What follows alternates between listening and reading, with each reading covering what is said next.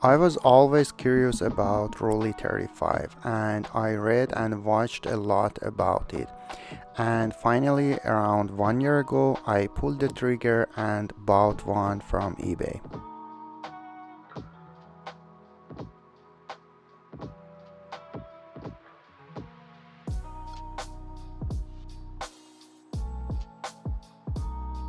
Before getting the camera, my biggest fear was the focusing system. It's a zone focus only camera. It means that you have to guess the distance to your subject and dial it on the lens. There is no way of seeing what you really get in focus. But the upside is that it makes the camera super small. The other thing that was a little weird for me at first was the film advance lever, which is on the left side.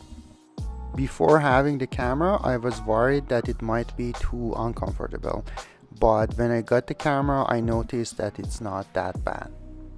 I take the shot with my right hand and advance the film with my left hand.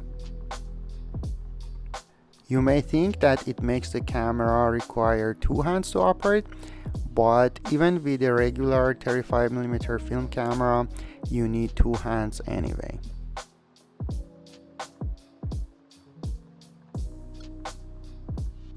There are several variations of the camera, but their main difference is that one has a f2.8 lens and one has f3.5. The one that I have is Rollei 35, which is made in Singapore and has a 40mm f3.5 lens. Because of the zone focus nature of the camera, I don't see a reason to pay more and get the f2.8 version, so I'm good with f3.5 and I usually stop down anyway.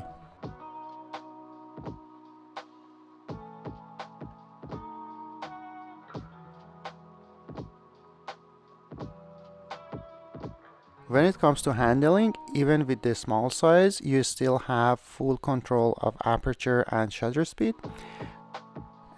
There is an external light meter on the top. There is also an ISO selector dial in front of the camera on the top of the aperture dial. And you get a hot shoe and frame counter on the bottom of the camera.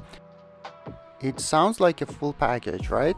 But in real use, even that I never use flash for this camera, having the flash on the bottom is too weird for me.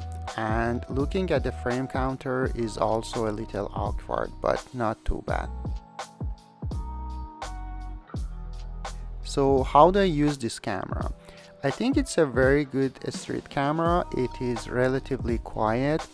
It's very small and it looks non-threatening and kind of innocent.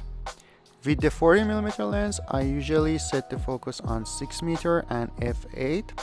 It means that anything between 3.2 to 34m is in focus. If I want to get closer, I put the focus on 4m and anything between 2.5m to 9m will be in focus.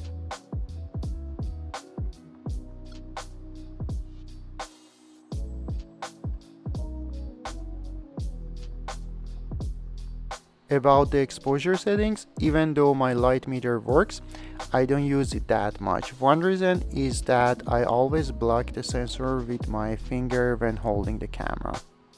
I use Sunny 16 rules or sometimes just take a reading with my iPhone light meter and roll with it. When getting too close to your subject, you have to pay attention and use the parallax correction lines, but with the 40mm lens, I usually stay 4 to 6 meters away and don't go closer anyway. One other weird thing that I noticed is that the light meter battery is inside the camera. It means that if you have film in it and your battery dies, you can't replace it. But like I said before, I don't really rely on the light meter. One more small complaint that I have is that the camera only has wrist strap lock and you can't really use a shoulder strap with it. It may work for some people, but I always prefer a shoulder strap, and my wrist strap wasn't really in good condition, so I replaced it with this Peak Design wrist strap. So what is my final verdict? Well, I think it's a very good street camera, and because it is so small, you can use it as an everyday carry item. But if you want to use it in a winter day with gloves on, then it's not that easy to operate, exactly because of how small it is. Having said that, during the past year, I've used it in super cold days, but I had to be very careful not to drop it, and it slowed me down. So that's it. I hope you liked this video. If yes, please give it a thumbs up and consider subscribing to my channel. Also, feel free to follow me on Instagram.